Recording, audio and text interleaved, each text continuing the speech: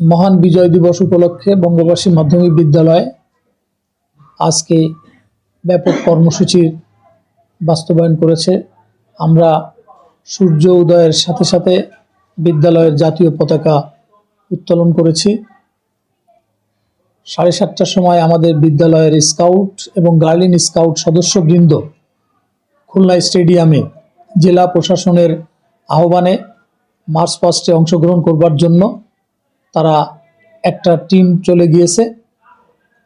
এরপরে আমরা এই 10টা থেকে বিজয় দিবসের তাৎপর্য বিষয় নিয়ে শিক্ষার্থীদের সামনে আমাদের মাল্টিমিডিয়া অডিটোরিয়ামে আলোচনা অনুষ্ঠানের আয়োজন করেছি এবং আমরা একটি ডকুমেন্টারি উপস্থাপন করেছি। মহান মুক্তিযুদ্ধের যে বীর সেনানীরা যেভাবে যুদ্ধ করেছিল, যেভাবে 30 লক্ষ মানুষ তাদের রক্তের বিনিময়ে এই বাংলাদেশকে স্বাধীন করেছেন, 2 লাখ মা বোন তাদের সম্ভ্রমের বিনিময়ে আজকের এই স্বাধীনতা অর্জন করেছে, সেই বিষয়টি আমরা একটি ছোট্ট ডকুমেন্টারির মাধ্যমে শিক্ষার্থী এবং শিক্ষকদের সামনে তুলে ধরেছি।